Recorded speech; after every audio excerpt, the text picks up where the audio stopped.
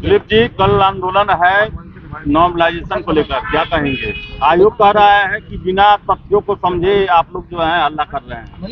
इस 17वीं बीपीएससी में 200 एसडीएम और 136 डीएसपी के पद के लिए और टोटल 2000 से अधिक पदों के लिए जो वैकेंसी आई है, इसको देखते हुए कुछ शिक्षा माफिया, परीक्षा माफिया, कोचिंग माफिया लग गए हैं इसमें सेंधमारी करने में। और यही वजह है कि इसमें तरह तरह की जो है व्यवधान आ रहा है, तरह तरह का नियम कानून बदला जा रहा है। पहले से जब जो व्यवस्था चली आ रही है कि सभी अभ्यर्थियों को 150 का 150 प्रश्न एक समान दिए जाते हैं, तो फिर क्यों अभी अलग अलग सेट में क्वेश्चन देने की बात चल रही है? जब 2022 में अलग अलग शिफ्ट में परीक्षा कराने की बात की गई थी, तो उस समय आंदोलन हुआ पटना में, दिल्ली में, तो मुख्यमंत्री नीतीश कुमार जी ने आदेश दिया और वापस लिया गया। तो 67, 68, 69 में एक शिफ्ट में परीक्षा हुई, एक सेट क्वेश्चन का दिया गया। लेकिन 17वीं बीपीएससी में अचानक से ये क्यों लाया गया फिर कि अलग अलग सेट देंगे? और एक लेटर जो वायरल हुआ है कि 3 सेट में क्वेश्चन रहेगा अलग अलग कलर का, तो इसका मतलब हुआ कि नॉर्मलाइजेशन लागू होगा। और इसी का विरोध हम लोग कर रहे हैं और हम लोग ये मांग कर रहे हैं कि 1 day exam, 1 shift exam, 1 paper exam, no normalization, no percentile, no multiple question set. एक सेट में क्वेश्चन हो, 150 का 150 प्रश्न सभी अभ्यर्थियों के लिए एक समान हो।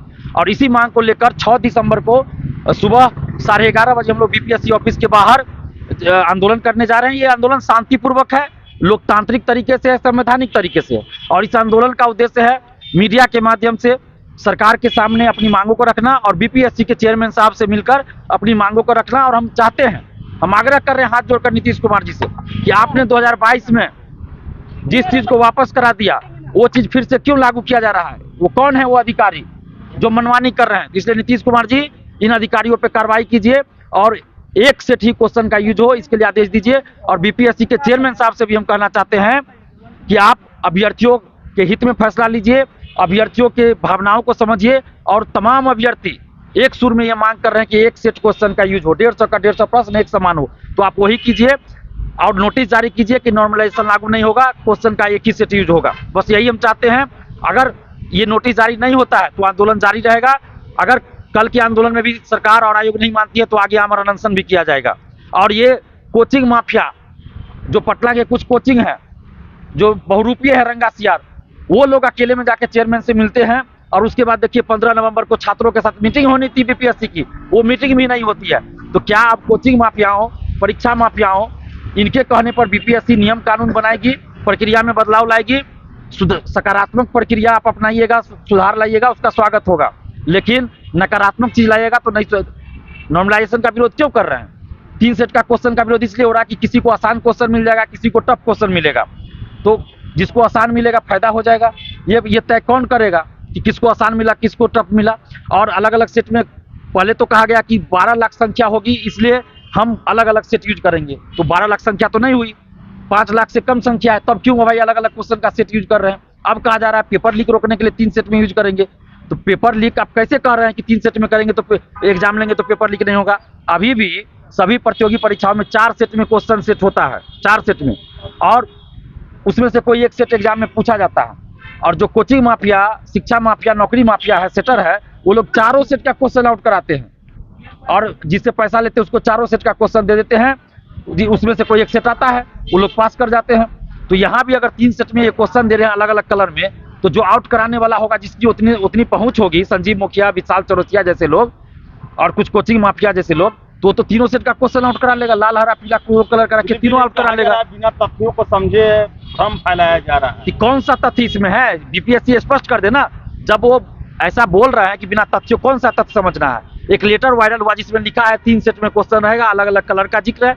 तो अगर बीपीएससी नॉर्मलाइजेशन लागू नहीं कर रही है तो एक जारी कर दे, एक लेटर जारी करे कि भाई हम नॉर्मलाइजेशन लागू नहीं कर रहे हैं, क्वेश्चन का एक ही सेट यूज होगा। और परसों हम बीपीएससी ऑफिस तो गए थे, तो वहां भी ये बात कहा गया कि 3 सेट में क्वेश्चन है अलग अलग कलर में, और अंतिम समय में चेयरमैन डिसाइड करेंगे कि कहाँ कौन सा कलर यूज होगा। तो ये क्या माने भ्रामक, तो ये खबर फैला रहे हैं, अफवाह ये लोग फैला रहे हैं और कह रहे हैं कि असामाजिक तत्व, ये जितने अभ्यर्थी है दिल्ली में, पटना में, बिहार के अलग अलग जिला में, ये सभी असामाजिक तत्व हो गए। अभ्यर्थी मांग कर रहे हैं, अभ्यर्थी आंदोलन कर रहे हैं, ये कोई पॉलिटिकल आंदोलन नहीं है, ये छात्र आंदोलन है, विशुद्ध रूप से छात्र आंदोलन। और ये अभ्यर्थियों का, बीपीएससी सिविल सेवा के अभ्यर्थियों का आंदोलन है। तो आप समस्त मीडिया बंधुओं से भी हम आग्रह करेंगे कि कल 11:30 बजे बीपीएससी ऑफिस पहुंचिए और अन्याय के खिलाफ इस लड़ाई में साथ दीजिए। और जितने भी अभ्यर्थी हैं उनसे भी हाथ जोड़कर विनती करते हैं कि आप लोग भी आइए, अपने हक और अधिकार के लिए लड़िए। और शांतिपूर्वक आंदोलन है, इसमें किसी भी तरह का राजनीतिक बयानबाजी नहीं करना है। किसी भी नेता, चाहे वो सत्ता पक्ष हो विपक्ष, किसी के बारे में कुछ नहीं बोलना है। हमारी मांग सरकार से और आयोग से है, शालीनता पूर्वक, शांतिपूर्वक अपनी मांगों को रखना है। दिलीप जी, फिर से जेल और जेल जाने के लिए लाठी तैयार हो गए हैं। देखिए, देश को आज़ादी ऐसे नहीं मिल गई थी, लंबा आंदोलन चला, कई लोग को जेल जाना पड़ा। अगर उस समय सोचते कि हमको जेल जाना पड़ेगा, आंदोलन नहीं करें, भगत सिंह सोचते, चंद्रशेखर आजाद सोचते, महात्मा गांधी सोचते, सरदार पटेल जी सोचते, तो देश आजाद नहीं होता। तो अन्याय के खिलाफ लड़ना है, परिणाम क्या होगा उसकी चिंता हमें नहीं है। बयान पत्र भी लिखे हैं CM को। पत्र लिखे हैं, अच्छी बात है, धन्यवाद देते हैं उनको। लेकिन ये भी हम कहेंगे कि जब आप सरकार में रहते हैं उस समय क्यों नहीं ये काम करते हैं? उस समय तो आपके पास पावर रहता है ना। 67वीं पुनर्परीक्षा के समय भी ये मामला आया था ना, उस समय भी हम लोगों ने आंदोलन किया था, लाठियां खाई थी हमने, 10 लड़कियों को अरेस्ट किया गया था। उस समय तेजस्वी यादव जी एक शब्द नहीं बोले। मौका पर चौका मार रहे हैं क्या? आप लोग इसका लगाइए, मीडिया के बंधु, आप लोग पत्रकार हैं, आप लोग समझिए क्या हो रहा है। विजय सिन्हा जी, सम्राट चौधरी जी भी जब विपक्ष में थे तो जो हम लोग आंदोलन करते थे उस पर बोलते थे।